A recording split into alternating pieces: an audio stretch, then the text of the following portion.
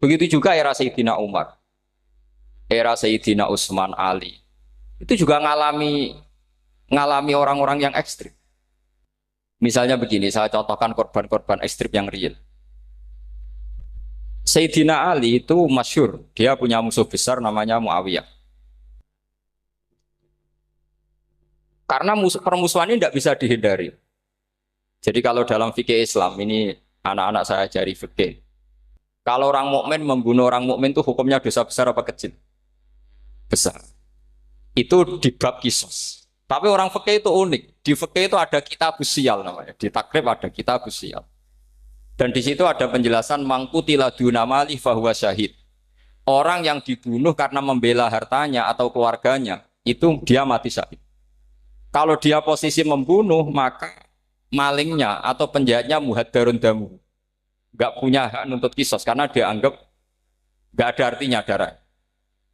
Nah sekarang begini, suatu saat ada garong ke rumah Anda, ingin membunuh Anda karena ingin mengambil harta Anda. Anda ingin ingat status mukminnya atau status garongnya. Terus kamu mau dibunuh diam aja.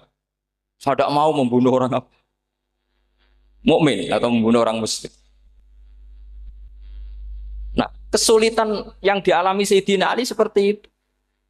Orang-orang Khawarij cara berpikir Ali ku geblek. Wong mukmin kok pengen mateni wong mukmin. Muawiyah ya geblek pisan. Wong mukmin kok pengen mateni orang. Padahal suasana sudah kacau. Ketika seorang penjahat mau membunuh yang punya rumah dan yang punya rumah ingin membunuh penjahat. Itu namanya mukmin bentrok sama orang mukmin. Apa orang benar sahibul hak ingin mempertahankan haknya? Tidak sampai saya tanya. Itu sahibul hak, yaitu yang punya rumah, ingin mempertahankan haknya. Meskipun dalam duel ini kadang terjadi pembunuhan. Nah di sini ini ya, ulama ahli sunnah menyebut masalah istihadiyah. Kelompoknya Sayyidina Ali mempertahankan nyawanya, meskipun dengan cara membunuh pasukan Muawiyah. Pasukan Muawiyah juga mempertahankan nyawanya, meskipun harus membunuh pasukan Ali. Zaman itu susahnya istihad seperti itu. Tapi orang Khawarij cara berpikir enggak, ini biang keladi masalah itu Ali sama Muawiyah. Mereka malah rapat, ya sudah dua-duanya bunuh saja. Ya masyhur tuh, akhirnya Sayyidina Ali dibunuh oleh orang Khawarij. Makanya ini penting ya, pentingnya ngaji seperti ini. Jadi kamu harus dilatih berpikir nubuwah. Ya dilatih berpikir apa? Nubuwah disebut al-ulama warasatul. Meskipun dengan cara yang ekstrim, tapi pikirannya saja, jangan perilakunya. Saya punya contoh sekian kasus, sekian tragedi. Misalnya begini, saya itu dulu punya teman, dia soleh, bisa baca Fathul Mu'in. Dia itu janggal, bilang sama saya, Gus, tidak biasanya Rasulullah itu agak-agak nyindir orang fakir. Ini kok ada hadis kadal fakru ayakuna kufrun. Bahwa kefakiran itu mendekati apa? Kekufuran. Dia itu aneh sekali. Biasanya tidak biasanya Rasulullah kritik seperti itu. Walhasil ini singkat cerita, anak ini ngalami satu trauma. Dia itu miskin. Gara-gara miskin gitu jadi burunya orang non muslim. Dan sering disuruh nganter majikannya itu ke tempat-tempat lokalisasi. Dia mulai mikir, ini gara-gara fakir saya harus nganter orang ke lokalisasi. Mulai ingat dia, Sodako Rasulullah ini gara-gara fakir saya jadi pengantar orang ke lokalisasi. Suatu saat majikannya itu benar-benar bangkrut. Malah tidak disuruh nganter. Pokoknya carikan yang cantik bawa sini. Pusing. Nah, dia akhirnya walhasil lari terus keluar. Terus dia cerita. Betapa ekstrimnya fakir. Sehingga gara-gara fakir saya harus jadi penolong orang yang mau apa mak? Anda boleh berpikir ekstrim, tapi ekstrim dalam melawan kemungkaran itu tadi. Saya nggak boleh jadi fakir. Tapi takutnya fakir yang nanti jadi alat kemak. Imam Ghazali juga punya contoh seperti itu. Imam Ghazali pernah marah besar ketika tren di Baghdad itu orang belajar fikih semua. Hatta la yakuna thamma tabibun illa min ahli dhimmah, kata beliau. Sampai di Baghdad itu tidak ada dokter kecuali orang kafir dhimmah. Akhirnya kalau ada ulama sakit, saya masih ingat pas kecil. Kalau ada ulama sakit itu tidak boleh dibawa ke rumah sakit. Takutnya ketemu dokter muslim, non muslim malah disuntik langsung apa? Akhirnya ulama saat itu berfatwa, orang Islam harus ada yang jadi dokter. Banyaklah gus-gus yang sekolah ke dokter. Yang masyhur ya seperti Sahal itu, Sahal bin Abdul Fattah. Itu dulu putranya Ki Fatah yang menolong Mbah Mahfud saat sembunyi. Saking idolakannya Basal, anaknya dinamakan Sahal, tapi dia jadi dokter spesialis bedah. Begitu seterusnya urusan negara. Dulu itu orang jabat itu tidak boleh, karena jabat itu dekat dengan syubhat, dekat dengan haram. Tapi gara-gara pejabatnya non-muslim, kalau bikin aturan ya ala non-muslim.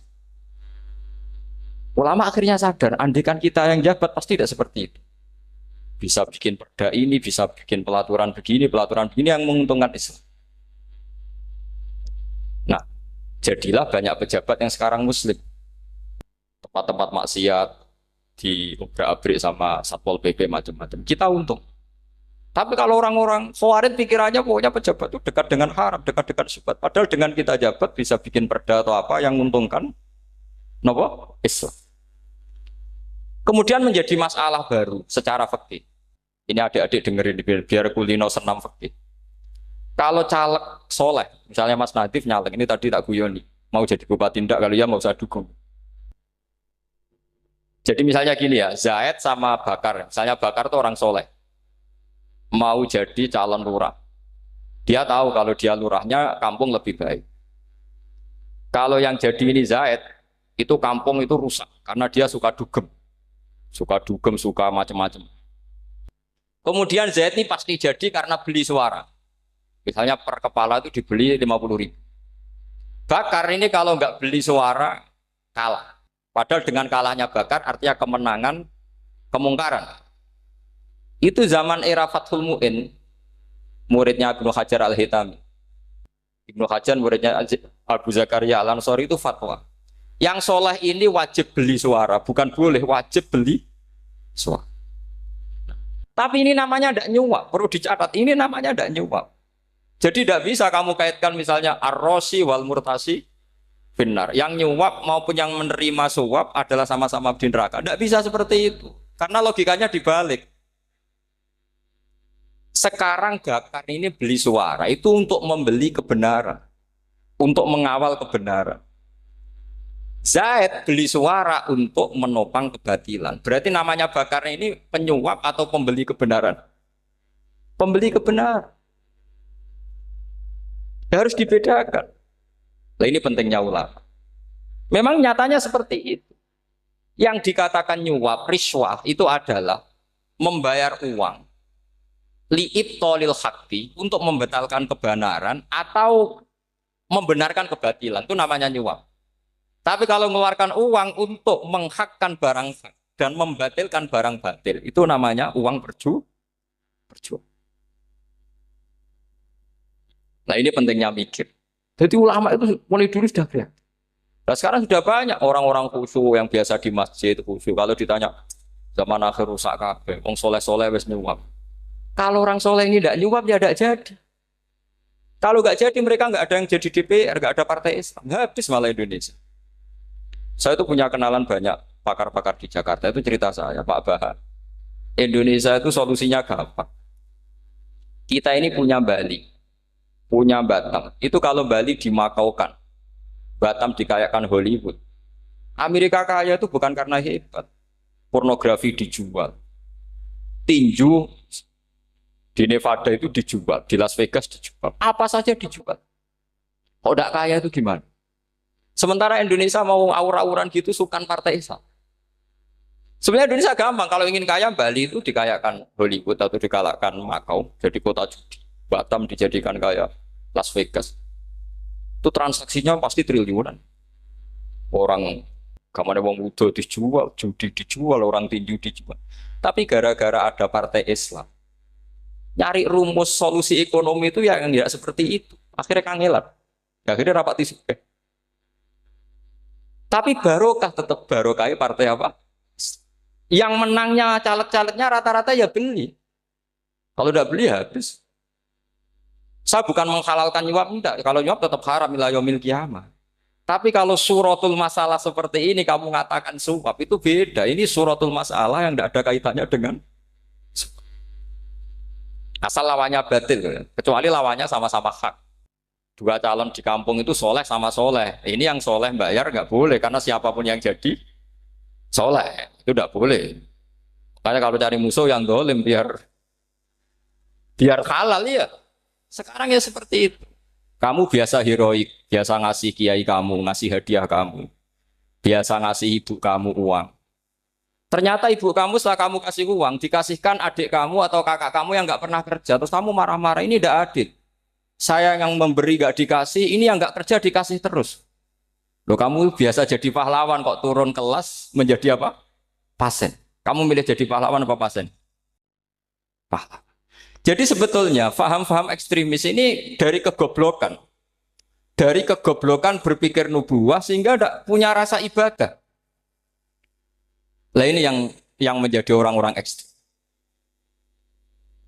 Jadi korban pertama ekstremitas itu bukan sahabat tapi Rasulullah Shallallahu Alaihi Wasallam, yaitu Nabi dibilangin oleh mereka, "I'dil ya Muhammad, kamu kalau bagi harus adil." Pikiran mereka kalau adil sama rata sama. Jadi kalau pakai pikiran itu, saya minum di sini itu haram. Mau ndak ikut bikin kok minum. Enak tamu, toko-toko mangan, sing masak kangelan urung. Itu jadi edan bareng. Itu sama seperti kasusnya Bahram Al-Majusi. Dia itu seorang raja kaya, punya anak cantik. Dipikir-pikir, anakku ayu dirabi nang liya rugi, sing gedhekno aku sing rumah aku dirabi wong liya. Maka dia berpikir mau dinikahi sendiri. Karena tadi melihat Mas Nadiem kayak orang Kenya tadi, apa Nigeria. Nigeria. Malah gak layak itu maksudnya untuk orang. Ini Mas Nadif ini termasuk harus mendukung gerakan tidak ekstrim. Nyawanya masih itu karena barokahnya beliau agak-agak gitu. Tapi nggak sampai liberal ya agak-agak pokoknya itu. Karena ketika ada gerakan ekstrim di Mesir, itu termasuk dia DPO. Ternyata setelah ada intelijen, beliau pas buka itu nggak makan dulu tapi rokok dulu. Wah ini mesti orang sekuler, nggak ekstrim. Akhirnya nyawanya sampai sekarang itu barokahnya rokok pas iftar itu pas. Saya tanya ini masih hidup, iya mas ya. Ya pernah sepuh sama saya. Jadi pikiran-pikirannya Bahram itu seperti itu. Walhasil akhirnya Bahram itu menikahi anaknya sendiri. Masyhur itu dalam cerita. Jadi ceritanya itu ada seorang wali tidur di Masjid Haram sama Rasulullah, ditemuin gitu. Terus kata Rasulullah, salam saya untuk Bahram Al-Majusi. Ternyata dicari-cari nggak ada Bahram lain kecuali Bahram yang berdua, bahkan anaknya sendiri mau dinikahi. Ya cara berpikir karena seperti itu. Kalau kita berbuat banyak harus dapat. Itu bahaya. Bahaya sekali karena kalau dalam teori beragama itu al-yadul ulya khairum minal yadis sufla. Kalau biasa ngasih ya ngasih saja, itu heroik. Itu bagus. Jangan biasa ngasih sekarang bermental apa? Makanya saya itu kalau ngajar di pondok yang dulu pernah saya belajar di situ atau yang pernah sepuh itu, dikasih itu bingung.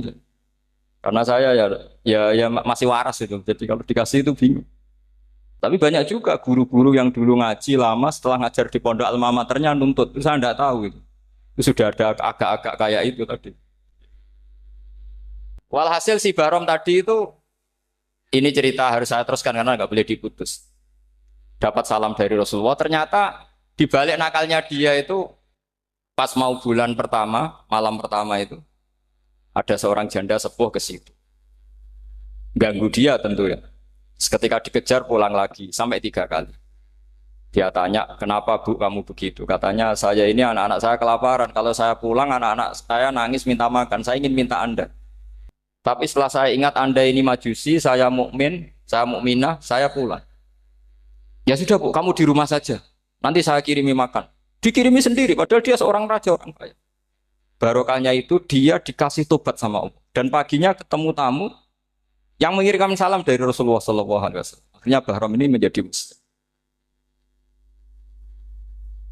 Tapi intinya berpikir seperti tadi itu salah, bahwa kalau saya jasa banyak harus mendapat apa? Ini cara berpikir orang-orang Khawarij. Iya, saya pernah ditanya seorang dosen. Gus, saya ini kalau baca sejarah perang Badar atau perang Uhud, yang saya tidak nerima itu satu. Kenapa setiap ghanimah, harta orang kafir dan istrinya orang kafir kok disita orang Islam? Dan yang perempuan jadi amat, kemudian juga digauli orang Islam. Yang hartanya orang kafir juga jadi asetnya orang Islam. Kok kayak garong? Dia tanya seperti itu sama saya. Terus saya jawab, kalau sampean ada garong dan kemudian bawa senpi, senjata api, kemudian garong Anda, penjahat Anda lumpuhkan, ya senpi itu harus Anda kembalikan. Monggo penjahat ini kagungan jenengan beto wangsul. Karena ada milik Anda, harus dikembalikan. Wah, tidak bisa Pak, kalau saya kembalikan pasti dipakai jahat lagi, dipakai kriminal lagi. Ya sama, kalau asetnya orang kafir dikembalikan ke orang kafir akan menjadi aset kekafiran lagi untuk menghancurkan kita. Nah, perempuan juga sama. Perempuan itu alat produksi. Jika perempuan tadi dikembalikan ke orang kafir, maka kamu menolong populasi orang. Ya seperti itu. Paham? Makanya disita dalam perang loh ya, tapi dalam perang yang legal. Nah itulah kenapa amat halal. Makanya di Quran itu illa ala azwajihim aw ma malakat aymah. Paling enggak itu masih ada ulama atau pemikir atau ustadz siapa saja yang bisa memahami logika apa?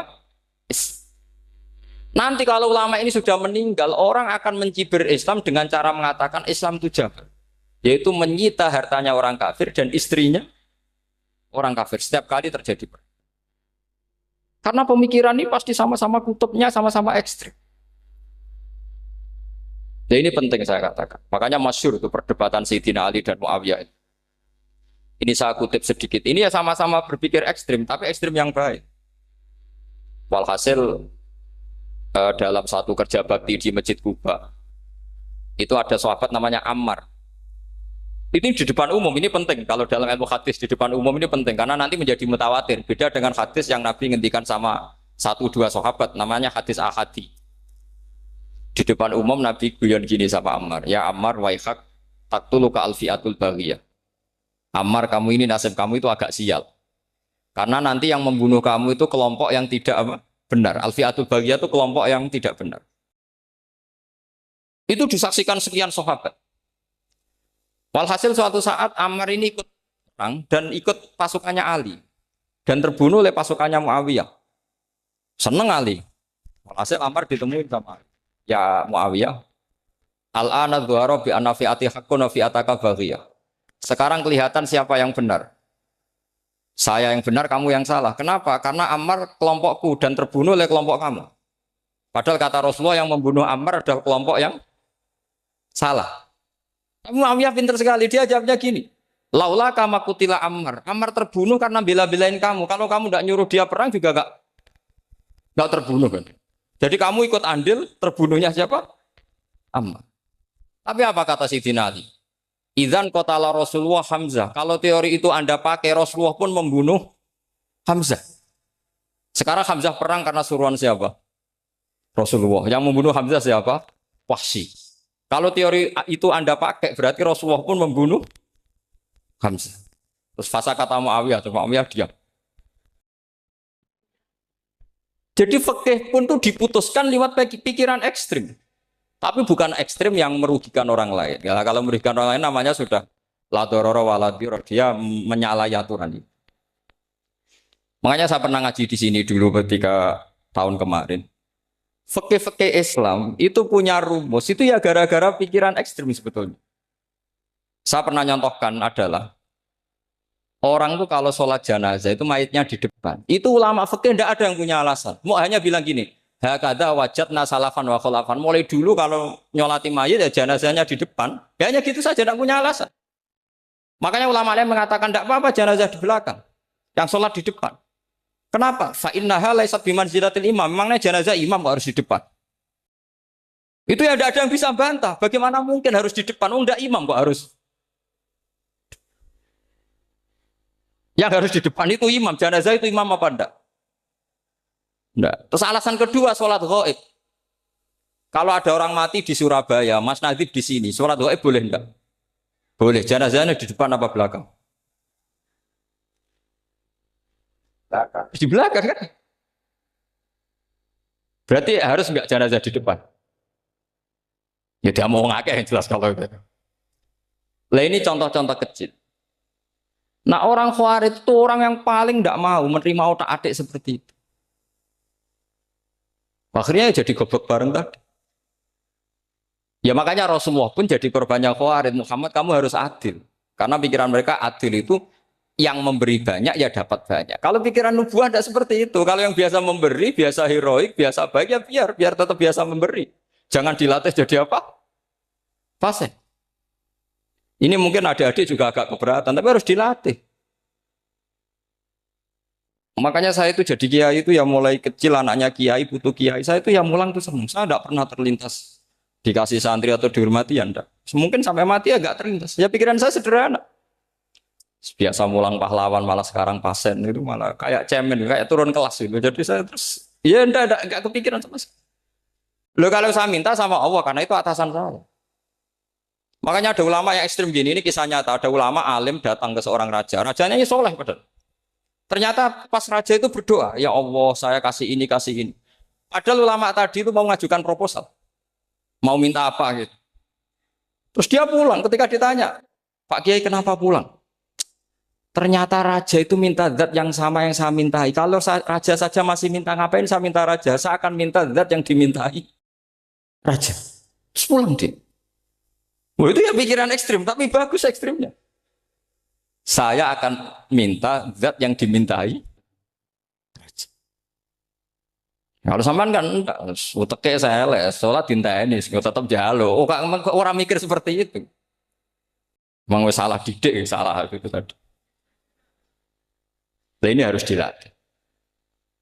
Masyhur itu ketika Nabi pas Fathu Makkah itu, orang-orang Ansor ngomentari Nabi gini ketika Nabi sangat happy di Mekah, sangat enjoy di Mekah. Kata orang-orang Ansor, Amar rojul fa'adroka durok fatun fi ahli wa ulfatun fi asyiroti. Namanya orang pasti happy kalau di kampung halaman. Jangan-jangan Rasulullah itu nanti hidup di Mekah lagi karena Mekah sudah dikuasai orang Islam. Beliau pasti kangen sama keluarga, sama Mekah. Tapi ya sama, ketika Rasulullah mulai ngasih itu, orang-orang Quraisy dikasih banyak, orang Ansor juga pikirannya seperti itu. Baru orang Ansor dilatih pikiran nubuwah, yaitu tadi. Mereka itu dapat kambing, dapat sapi, terus pulang. Kamu mendapat saya, milih mana? Milih Rasulullah Shallallahu Alaihi Wasallam. Sekarang kamu saya balik. Kamu punya kiai, kamu bisa memberi hadiah, memberi beliau. Suatu saat kiai Anda ini kaya raya, terus sering ngasih orang-orang yang nggak pernah berjasa. Kamu nggak pernah dikasih. Itu kalau pakai pikiran Khawarij, kiai ini salah karena ngasih orang yang tidak berjasa. Tapi kalau kamu pakai pikiran nubuah, enggak. Alhamdulillah saya tetap istiqomah memberi kiai itu. Dan alhamdulillah nggak dibales. Semoga balasannya di akhir. Ya sudah seperti itu. Kalau pakai pikiran gengsi tadi seperti itu. Masa biasa memberi sekarang posisi diberi, saya rak turun kelas. Jadi sebetulnya pikiran ekstrim itu boleh, tapi untuk yang seperti ini bukan ekstrim yang tadi. Makanya ini disebut al-hujat. Al-hujat itu satu logika yang bisa mematahkan asumsi awal. Ini saya harap santri-santri matolek putra maupun putri berpikir seperti ini. Sehingga sama. Jadi misalnya sekarang dibalik. Kalau ada orang NTT yang masih non-muslim, itu orang kafir yang harus dibunuh atau orang kafir yang harus didakwai.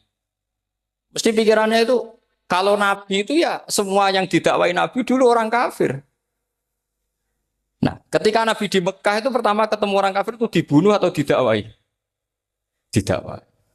Ya berarti pilihan sekarang ya didakwai bukan dibunuh.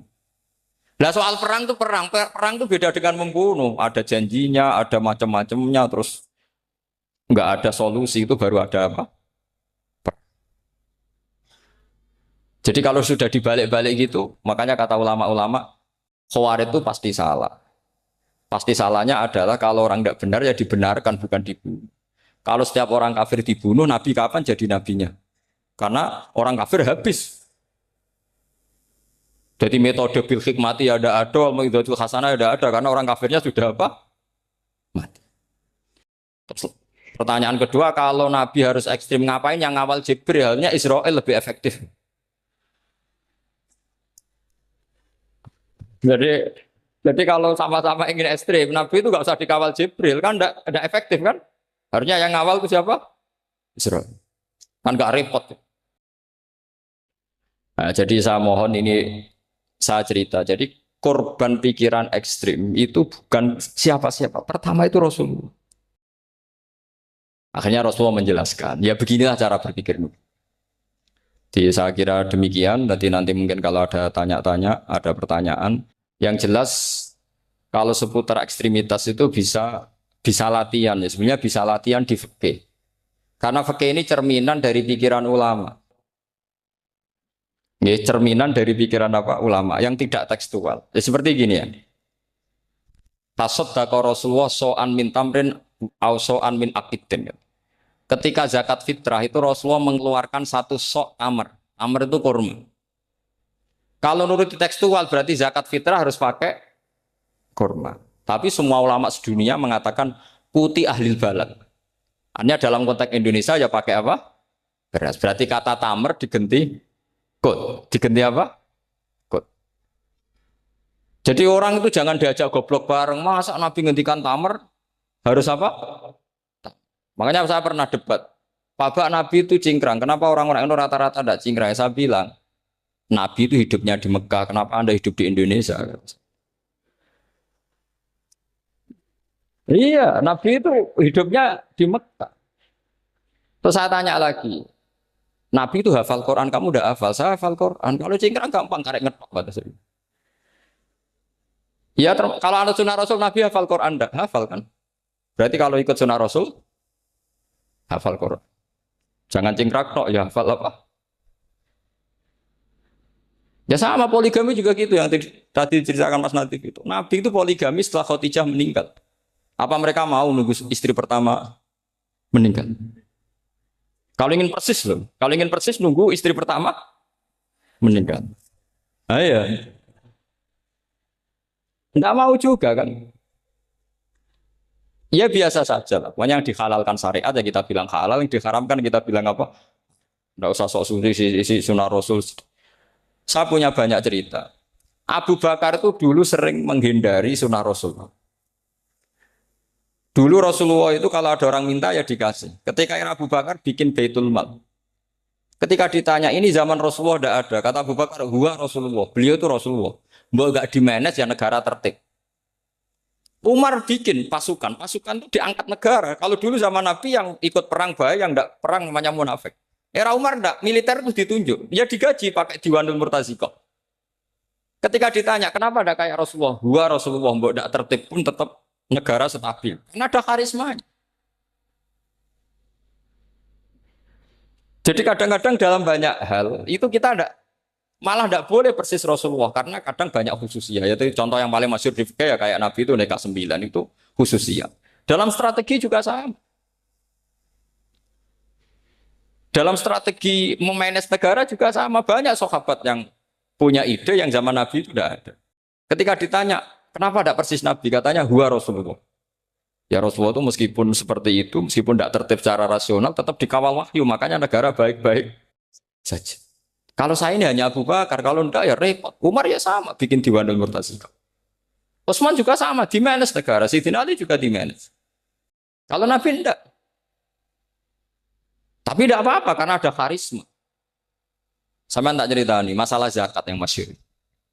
Orang paling bakhil sekalipun, paling kikir sekalipun, itu zaman Rasulullah bayar zakat. Karena pikirannya setelah zakat dikasihkan, Rasulullah mendoakan. Khudh min amwalihim shadaqatan tutahhiruhum wa tuzakkihim biha wa sholli alaihim. Inna sholataka sakanul lahum. Era Abu Bakar enggak. Sorry ya Abu Bakar, dulu kita zakat sama Rasulullah karena didoakan beliau. Kamu hanya Abu Bakar, saya tidak mau zakat. Ya sama lah seperti orang dipimpin ulama-ulama karismatik. Orang dipimpin Badola itu tidak usah metai, santri sudah nurut. Dipimpin Manazif, gak bikin pelaturan, habis pondok.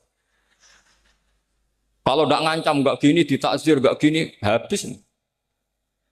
Zaman Badola dehem tok santri wedi. Mas Nadif dehem. Oh, enggak. Nah, makanya Rasulullah itu tidak banyak bikin pelaturan. Rasulullah itu kalau mau perang itu hanya bilang sahabat, saya besok ditantang Abu Sufyan di sini. Saya mau perang. Oh itu sahabat ikut semua. Orang melihat wajahnya, melihat karismanya sudah tertarik ingin menyelamatkan beliau. Kita tidak akan ridho Rasulullah keluar sendiri. Kalau Abu Bakar ya enggak. Pertama Abu Bakar pidato sudah sopan. Saya memimpin kamu. Ini ketulitu alas tubuh khairikum. Saya ini mimpin kamu, tapi bukan berarti saya yang terbaik. Jika saya benar maka dukunglah. Kalau salah ingatkan. Itu pertama orang-orang bilang apa? Fawwala uqiman nakabisef. Nanti kalau Anda salah tak ingatkan pakai pedang. Ya karena hanya Abu Bakar bukan Rasul. Jika diaturlah ini ada militer, ada pengawal, ada Baitul Mal. Era Umar lebih modern lagi ada Diwanul Murtazikoh, ada macam-macam. Ya Rasulullah enggak ada. Nah sekarang orang sidik-sidik muni sunnah Rasul. Padahal ada sunnah Rasul yang khasnya Rasulullah sebagai nubuwah. Ya, khasnya Rasulullah sebagai apa? Coba Nabi itu istrinya 9. Semuanya cerita tentang tahajudnya Nabi, witirnya Nabi. Apa kira-kira Mas Nadif kalau punya istri 4 ceritanya tentang tahajudnya Mas Nadif? Kan enggak. Nah, jadi saya mohon, sebetulnya pikiran-pikiran ekstrim itu karena enggak mau belajar. Enggak mau belajar. Kalau mau belajar itu kata Imam Ghazali itu dalam kitab Imla, Al-Imla fi Iskalatil Ikhya itu. Fal ma'ani awsa'u minal ibarat. Yang namanya ma'ani itu awsa'u minal ibarat. Jadi yang fal ma'ani awsa'u minal ibarat. Jadi yang namanya makna itu lebih luas minal apa? Ibarat. Nah, ini contoh yang paling nyata ya Sayyidina Ali. Ketika Sayyidina Ali perang sama Muawiyah, itu Sayyidina Ali bilang, sebaiknya Muawiyah kirim delegasi, mediator. Saya juga kirim mediator. Terus orang-orang Khawarij karena tadi tekstual. Mahada ya Ali. Ini apa ya Ali? Lam yujad fi kitabillah. Aturan mediator itu tidak ada di Quran. Bahwa kalau kita perang harus ada mediator itu tidak ada. Terus Sayyidina Ali baca ayat wa in khiftum shiqaqa bainihima fab'atsu hakaman min ahli wa hakaman min ahliya. Jika lelaki dan perempuan suami istri terjadi shiqaq, terjadi konflik, maka suami kirim satu mediator, yang pihak perempuan juga kirim mediator. Terus Sayyidina Ali ngendikan wa amru Muhammad a'dhamu min amri rajulin wa imra'atin. Urusan umat Muhammad lebih serius ketimbang urusan hanya sekedar suami dan istri. Maka kita butuh hakam, butuh mediator. Baru 4.000 orang Khawarij tobat ngikuti pikirannya Sayyidina Ali yang tidak tekstual. Sama seperti zaman Rasulullah. Ketika Rasulullah mau perang Badar, saya ini mau perang Badar kata Rasulullah. Musuh saya itu 1.000 lebih. Kalian hanya 313.